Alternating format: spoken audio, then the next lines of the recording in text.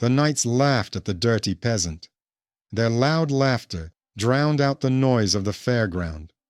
One kicked the young man, another splashed him with leftover wine. The people around did not intervene. Some turned away, others smiled out of fear, so as not to bring trouble upon themselves. The young man's name was Matvey. He was dressed in ragged clothes, straw was stuck in his hair, and his face was weathered by the sun and wind. But his eyes shone with stubborn calm, as if the humiliation did not touch his heart. He endured the ridicule, but his movements remained upright, and his posture was unusually straight for a peasant. When one of the knights tried to tear off his shirt, the fabric came apart, and a silver medallion fell out from behind the collar. The crowd instantly fell silent. It bore the coat of arms of Duke Lorenz. Friends, I am glad to welcome you. Write in the comments where you are watching this story from. I would be interested to know who you are and where you are listening to my story right now. I wish you pleasant listening. To understand why this moment changed everything, we need to remember Matvey's past. He grew up on the outskirts of a village, near the forest, in a house with a leaky roof and an old creaky stove. His mother, a simple woman named Martha, lived a secluded life and hardly communicated with anyone. She often closed the doors and did not let the neighbors in. The children in the village teased Matvey, calling him a stranger. They laughed at his hands. His fingers were long and thin, not like those of a real peasant. He picked up a hoe, but worked awkwardly with it. The neighbors whispered that he was not one of them, as if foreign blood flowed in his veins. Sometimes he noticed his mother crying as she looked at the medallion, but she never explained where it came from. She only repeated, "Take care of this thing. When the time comes, it will show you the way." Matvey grew up alone. He didn't participate in games, but often sat by the river and listened to the wind singing. Martha had an old instrument, a lute hidden in the attic. She taught her son to play it. Matvey would take it out in the evenings and play simple melodies. The villagers listened furtively. Some said he played like a wandering minstrel. Others said it was witchcraft. But even those who hated him would sometimes stop under the window and freeze. When Matvey turned 17, his mother fell seriously ill. He cared for her, carried water, and made herbal teas, but nothing helped. Before she died, she called him and said quietly, "You are not who people think you are. When the time comes, people will learn the truth. But remember, power lies not only in blood, but also in what you do." After these words, she died. Matvey buried his mother himself, without the help of his neighbors. He stood by the grave with a medallion in his hands and felt that his life had changed, although he did not yet know how. A year passed in labor. He lived alone, sold a goat, caught fish, and repaired his hut. His neighbors still shunned him. Sometimes he worked as a porter at the fair, and every time he noticed that he was not like the other peasants. He spoke differently and behaved differently. Once it was announced in the village that there would be a big fair at the castle. Merchants brought fabrics, spices, and jewelry, and knights held competitions. Matvey decided to go, to sell his goat and buy grain. It was there that the knights saw him. They began to tease him, forcing him to squat, jump, and imitate animals. The crowd laughed because no one wanted to oppose armed men. Matvey gritted his teeth and endured. He thought of only one thing, not to show weakness. And then the medallion fell out. The crowd gasped. Everyone recognized the coat of arms. People immediately began whispering, It was the symbol of Duke Lorenz. An old cloth merchant said aloud that many years ago the Duke had lost his son during a bandit raid. The baby had disappeared and was never found. Since then, it had been believed that the heir had died. The knights turned pale. Those who had been laughing a minute ago now recoiled. The guards approached and seized Matvey. He was taken to the castle. In the castle hall, he was met by the Duke. The old man was gray-haired and stern, but when he saw the medallion, his eyes filled with tears. He called for the old nurse who had served at the court when his son was born. The woman approached and asked Matvey to open his shoulder. There was a crescent-shaped mole there. She cried out, "It's him! It's the baby we lost!" The Duke embraced the young man. A commotion began in the hall. Some knights fell to their knees. Others looked on with disbelief. But the Duke said firmly, "This is my son." Thus began Matvey's new life. He was given a room in the castle, clothes, and a squire. But the joy was short-lived. The Duke was old and weak, and his nephew Rudolph was the one who actually held power. He was the one who had humiliated Matvey at the fair. Rudolph had been raised as the heir, and now had no intention of giving up his position. The knights loved him for his strength and generosity. He was brave, but also cruel. In the eyes of many, he was the future Duke, and so Matvey's appearance became a threat. The first days in the castle were difficult for Matvey. He was settled in a spacious room with a stone hearth and a high bed covered with furs. But instead of joy, he felt awkward. He had never slept on a feather bed, eaten from silver dishes, or been accustomed to servants bowing before him. The servants were wary of him. Some glared at him. Others whispered behind his back. They said that a peasant would never become a lord, that blood would not change habits. Matvey heard these words, but remained silent. During training in the courtyard, the knights treated him with ridicule.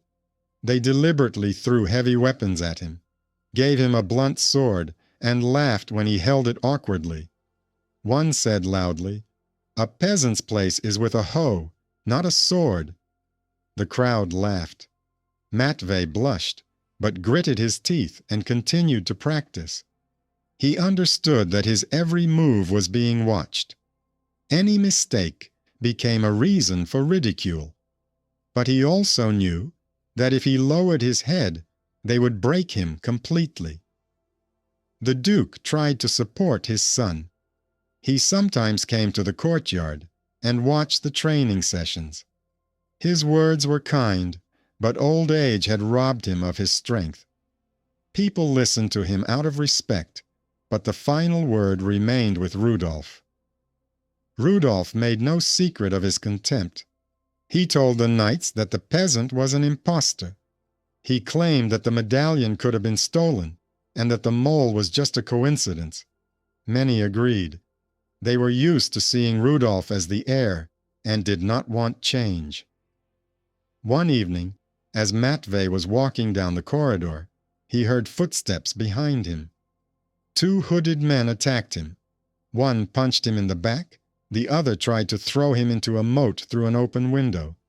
Matvey fought back desperately, but the odds were against him. Suddenly, a cry rang out. It was the same cloth merchant who had recognized him at the fair. He raised the alarm, and the guards rushed in. The attackers disappeared into the darkness. Later, the merchant told Matvey that he had once been a soldier, serving in the castle garrison, but after being wounded, he left and took up trade. He promised to help the young man because he believed in his destiny. This became Matvey's first source of support. Despite the threats, the Duke did not give up on his intention to officially recognize his son. He announced that he would soon gather all his vassals and perform the recognition ceremony. But this would take time. Rudolph realized that time was ticking against him. He began to act more aggressively. Rumors began to spread in the castle. Some said that Matvei's mother was a witch. Others that the medallion itself was fake. Several witnesses who could confirm his origin suddenly disappeared.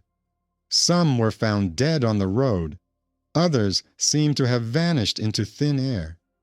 Everyone understood that this was Rudolph's doing, but no one dared to say it out loud. To humiliate Matvei, Rudolph offered him the chance to participate in a tournament. The crowd cheered. A peasant against knights. Wasn't that ridiculous? The Duke tried to object, but Rudolph insisted, saying that the honor of the family could not be entrusted to the weak. Matvei agreed. He understood that if he refused, he would be called a coward. In the arena, he was given an old sword and a battered shield. The crowd gathered to watch his disgrace. At first, everything went exactly as expected. He could barely keep his balance, and every blow knocked the wind out of him. The knights laughed, the people shouted. But then memories awakened in him. As a child, he had secretly watched the training sessions. He copied the movements with a stick, even when everyone laughed at him. Now it came in handy. He began to dodge, parry blows, and move faster. People gasped when he unexpectedly knocked the sword out of his opponent's hands. He may have lost in the end, but he did so with dignity. Even the Duke stood up and said he was proud of his son. This moment was a turning point. For the first time, the crowd saw him not only as a peasant, but as a man of strength of spirit. But with that, his danger to Rudolph only increased. Rudolph understood that if he gave Matvei a little more time, he would become a real threat. That same night, he held a feast for the knights and advisers.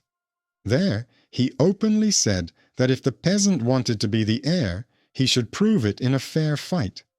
He proposed a duel between himself and Matvei. Many supported him. People whispered that only the sword could decide who was worthy to rule. Matvei listened and understood that there was no turning back. At night, he met with the merchant. The old man confessed that in his youth he had been a captain of the guard. He showed the scars on his hands and said he could teach him a few tricks. They trained in the shade of the courtyard. The old man taught him to hold his shield higher, shift his weight to his back leg, and not be afraid of falling. Matvei listened attentively. Every time he fell to the ground, he got up again. His hands trembled, his body ached, but his eyes showed confidence. At that time, a wandering monk appeared in the castle. Many peasants knew him. He treated people with herbs and helped the poor. He asked for a meeting with the Duke and said that he brought news of the past. When he saw Matvei, he burst into tears.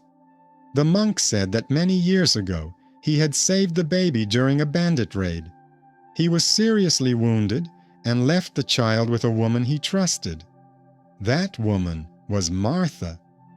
The monk's words shocked the hall, but Rudolph shouted that it was a lie, that the old man had been bribed. He again demanded proof of strength, not words. The council appointed a duel. 2 men were to meet in the square. Rudolph, a trained warrior, strong and experienced, and Matvei, a former peasant who had recently taken up a real sword. The crowd waited for the spectacle. Some wanted to see the peasant fall. Others hoped he would prevail. Matvei understood that this fight would decide his fate. The morning was cold and gray. Fog hung over the castle, and the ringing of bells summoned people to the square. The peasants left their work and went to the castle, while the knights lined up along the fence. Everyone was waiting for the duel. Rudolph appeared first. He was resplendent in new armor, a shield with his family crest, and a long sword with a golden hilt. The crowd greeted him with cheers. He walked confidently, his movements exuding the pride of a man accustomed to power. Matvey came out later. He wore simple chainmail, an unadorned helmet, and a rough, scratched sword. His shield was round, old, with a crack on the side. People began to whisper, "One looks like a gentleman, the other like a soldier without a name or family." But Matvey's eyes burned with fire. He walked firmly and did not lower his head. The Duke rose from his seat and said, "This battle will decide the fate of our family. Whoever wins, I will recognize as my heir." The crowd fell silent. The duel began. Rudolf attacked immediately with fury. His blows were heavy, each one reverberating in Matvey's hands as if breaking his bones.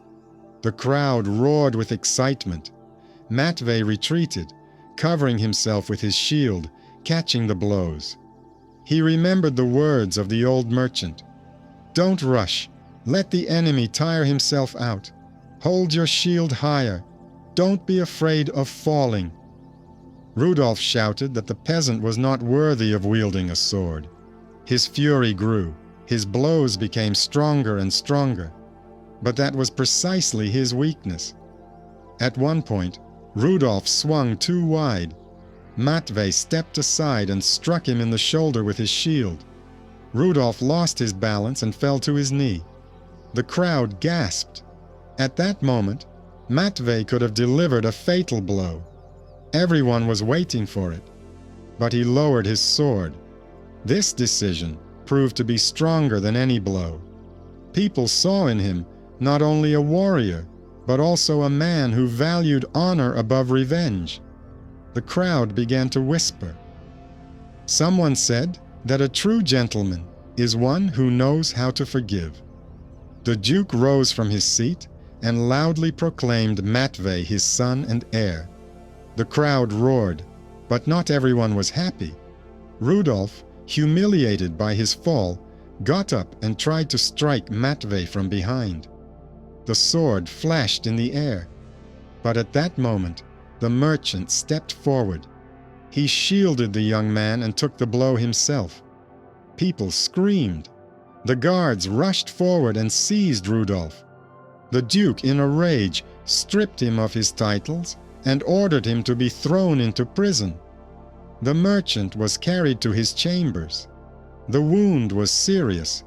He looked at Matthew and said, "I am glad to see that the boy whom everyone considered a nobody has become a man whom people follow." After these words, he closed his eyes. News of the duel spread quickly. It was the only topic of conversation in villages and towns. Some were surprised that a peasant had defeated a knight. Others claimed that true blood would always find its way. But most importantly, people began to believe in Matvey. Soon, a council was convened at the castle. The Duke repeated his decision. He would recognize Matvey as his son. The monk's testimony and Matvey's feat in the duel convinced even the most skeptical. The knights bowed their heads. The servants began to treat him differently. The peasants at the castle walls raised their hands when he passed by. However, for Matthew himself, the joy was overshadowed. He had lost his friend and mentor, the merchant who was the first to believe in him. Many people gathered at the funeral. Matvey ordered a cross to be placed in the square with the inscription, "Here lies the one who defended the truth." People wept, and some realized for the first time that justice can live not only in words, but also in deeds. After the duel, Rudolf was kept in a dungeon, but his supporters still remained at court. They whispered that the real power had left the family with him, that Matvey was too soft and would not withstand power. Matvey understood that his journey was just beginning. In the evening, he sat in his room, clutching his lute to his chest. He played a simple melody. the very one his mother had taught him as a child. The sound was high and drawn out. The servants outside the door froze and listened. At that moment, he felt that he was accepted, not only as the heir to the throne, but also as a person capable of bringing light in dark times. But danger still lurked in the castle. Rudolph's men had no intention of giving up. They were plotting a conspiracy, and Matvey was about to face a new threat, one far more terrifying than an open duel in the square. After the duel, life in the castle changed. At first glance, everything was calm. Knights bowed, servants brought food, advisors called Matvey sir. But behind this apparent loyalty lay anxiety. Many did not accept his victory. Rudolph was sitting in a dungeon, but his supporters remained at court. They gathered secretly and discussed how to return power to their patron. There were many of them, those who benefited from his generosity and those who feared change. Matvey felt cold stares. When he walked through the halls, conversations stopped. When he sat down at the table, someone deliberately turned away. It seemed to him that the walls of the castle were whispering against him. The first test came unexpectedly. One night, a fire broke out in a village near the castle. Barns with grain were burning. People shouted that it was a disaster and demanded help. The advisors were at a loss. The Duke was too weak to make decisions himself. Everyone looked at Matvey. He did not know the laws. He did not know how to speak eloquently. But he remembered how, as a child, he had helped his neighbors extinguish a burning barn. He simply said, "We need to get water and earth. Whoever can, come with me." He himself ran to the village without taking off his chainmail. The servants and peasants were surprised, but they followed him. He carried buckets, choked on the smoke, burned his hands, but did not stop. People saw that he was not giving orders from afar, but was working alongside them. By morning, the fire had been extinguished. People looked at him with new respect. Someone said, "This is what a true lord does." But his enemies were not idle. Soon, rumors began to spread that Matvey's people had started the fire so that he could prove himself a hero. The rumors spread quickly. Many began to doubt again. One night, a monk came to Matvey's chambers, the same one who had once saved him as a child.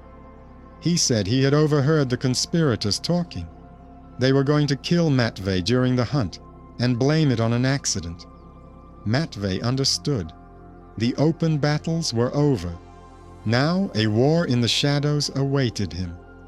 The hunt was scheduled for 3 days later. The Duke was to participate, and all the noble knights were going to attend. Matvey prepared for the worst. He knew that he could be shot from behind the trees or knocked off his horse, but he could not refuse. It would look like cowardice. On the day of the hunt, the forest was filled with shouts, dogs, and the sound of horns. Matvey rode next to the Duke, looking around warily. Suddenly, he noticed movement in the bushes. His instincts told him there was danger. An arrow whizzed past his shoulder. He rushed to the Duke and covered him with his shield. The people around them screamed. Chaos ensued. The guards seized the man with the bow. He turned out to be one of Rudolph's squires. He was brought to the castle, and under torture, he confessed that the order had come from supporters of the imprisoned heir. This was a turning point. Even Rudolph's most loyal knights could not justify the attempt on the Duke's life. Their trust collapsed. Matvey, on the other hand, gained respect. He began to be called not only the Duke's son, but also the defender of the family. However, a new challenge lay ahead. In winter, famine struck the castle. The harvest was poor, a fire destroyed part of the supplies, and merchants raised prices. People in the villages began to grumble. Advisors suggested closing the gates and saving food only for the nobility. But Matvey objected. He said, "If people die of hunger, no walls will save us. We must share." He ordered the granaries to be opened and some of the grain to be given to the peasants. His advisors were against it, but the Duke supported him. The people in the villages thanked Matvey. They began to believe that with such a lord, it was possible to live differently. At that moment, he understood for the first time that being an heir meant not only fighting with a sword, but also taking on the pain of others. But his enemies were not going to give up. They were plotting a new plan, one far more dangerous than the previous attempts.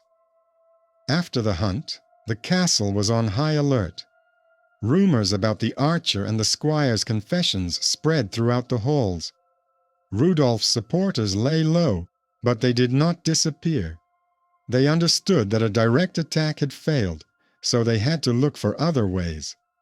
Matvey increasingly noticed people whispering around him. Sometimes in the corridor, he heard his name and harsh words: impostor, peasant, unworthy. But they no longer spoke openly against him. His enemies began to act covertly.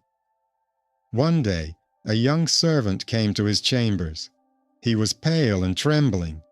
He said he had overheard a conversation between knights who were plotting a conspiracy. The plan was simple: to accuse Matvey of witchcraft.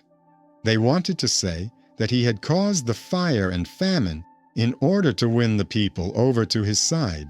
As proof, they were going to plant a bag of dried herbs and bird bones in his room. Everything that the common people considered witchcraft. Matvey thanked the boy and told him not to tell anyone about the conversation. He realized that if the rumors took hold, people would turn away from him faster than from any enemy with a sword. That same night, he set up an ambush in his own chambers. He sat in the shadows without lighting a candle. Closer to midnight, the door opened slightly. A man in a cloak entered. He was carrying a bundle in his hands. Matvey stepped forward and grabbed him by the wrist. The bundle fell to the floor. It did indeed contain bones and dried herbs. The man turned out to be not a simple servant, but the squire of one of the knights close to Rudolph. Under pressure, he confessed that he was acting on orders. In the morning, Matvey brought all this to the council. He did not hide anything and did not try to punish the culprit himself. He showed the bag and said, "This is what they want to do to your heir. But I am not afraid of lies. Let the truth decide who is worthy."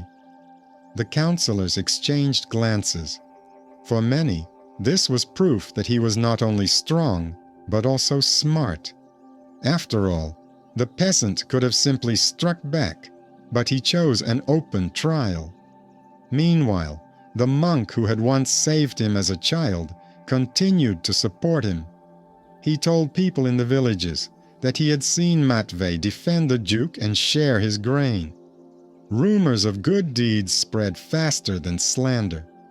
So Matvey gained new allies, but his enemies went even further. They decided to play on the Duke's own fears. The old man was weak, and sometimes his mind was confused. On dark nights, he heard whispers and began to doubt even what he had seen with his own eyes. One of the advisors, a secret supporter of Rudolph, added fuel to the fire.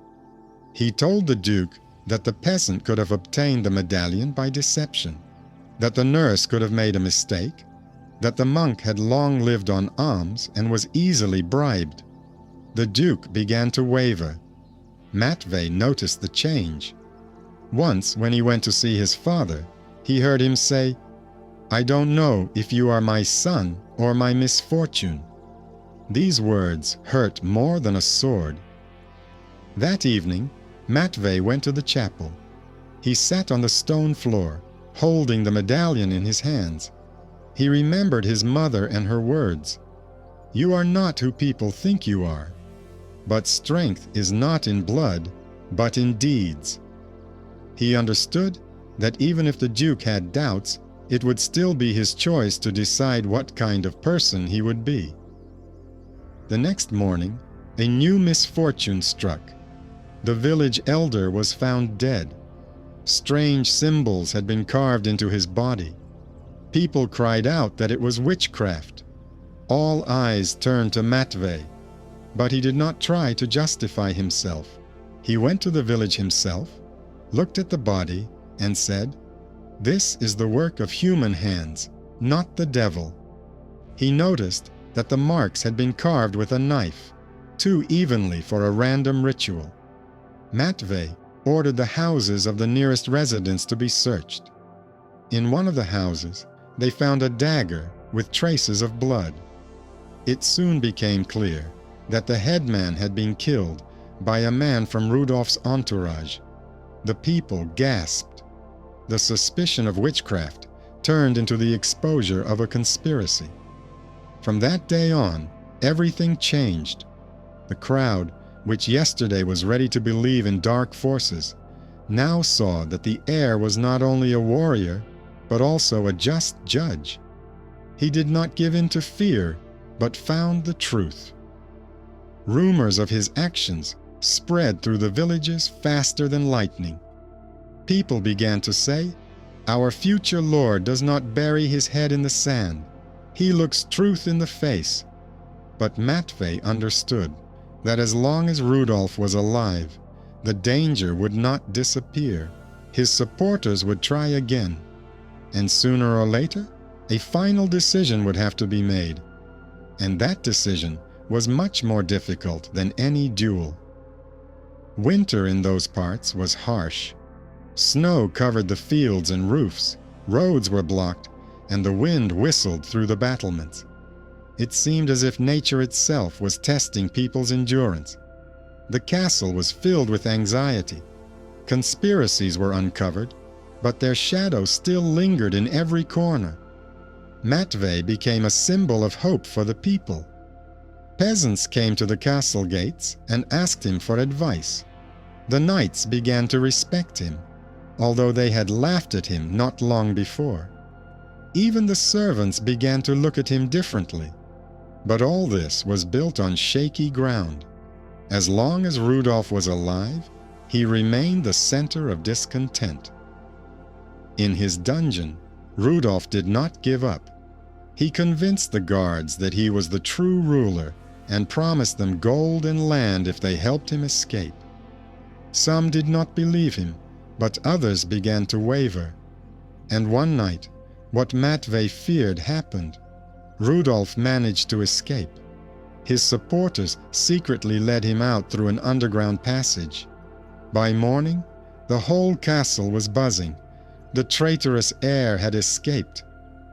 Matvey gathered people in the courtyard. He said, "If we let him hide, he will return with an army. We must act now." He led the detachment on the trail. The snow crunched under their hooves. The cold cut into their faces, but no one fell behind. The people saw that Matvey was leading the way, not hiding behind their backs. A few hours later, they caught up with the fugitives in the forest. Rudolph was in armor, with a dozen loyal knights beside him. A battle ensued. Matvey fought desperately. His sword was simple, but his blows were precise. He remembered every move the merchant had taught him. The enemies fell one after another. Finally, he found himself face to face with Rudolph. Their swords crossed. The blows rang out in the frosty air. Rudolph was stronger, but there was fury in his movements, and in fury there were mistakes. Matvey held his shield higher, shifted his weight, and waited. In an instant, he seized the moment and knocked the sword out of his opponent's hand. Rudolph fell into the snow. The crowd froze. Everyone expected Matvey to kill him, but he lowered his sword again. "I am not an executioner," he said loudly. "Let the court decide his fate." These words made a greater impression than victory in battle. People saw that he was not only a warrior, but also a man of justice. Rudolph was bound and returned to the castle. The next day, a council was convened. The Duke sat on his throne, tired but with clear eyes. He said, "I see who is worthy. One seeks power through blood and lies. The other seeks truth through honor and mercy. I choose the one who saved me, who saved the people, and who was able to defeat not only the enemy, but also himself." And he officially named Matthew his son and heir. Rudolph was sentenced to exile. The Duke did not allow him to be executed, but ordered him to be taken far away and never to return. For many, this was a lesson. Pride and cruelty do not lead to power, but only to downfall. A feast was held in the castle. People rejoiced, laughed, and sang songs. Matvei sat at the table. Yesterday's mockers now raised their cups in his honor. But he did not smile too broadly. He remembered those who had helped him: his mother, the monk, the merchant. He ordered a memorial cross to be erected in their honor in the square, so that everyone would know the path to justice does not lie through titles, but through deeds. Years later, people still remembered the day when the peasant turned out to be the Duke's son. They told their children, "Do not laugh at the poor, for he may be stronger than any knight. Do not reject the weak, for he may be a future lord." Matvei became a ruler who was respected not for his blood, but for his deeds. He did not forget the humiliation and made sure that no one in his lands would suffer just because of poverty. Thus, justice was served. The one who was considered a dirty peasant turned out to be the son of a duke. His hidden kinship became apparent. His perseverance and talent broke stereotypes, and a simple merchant and a wandering monk turned out to be unexpected benefactors. And the world accepted him, not because of his blood, but because of his deeds.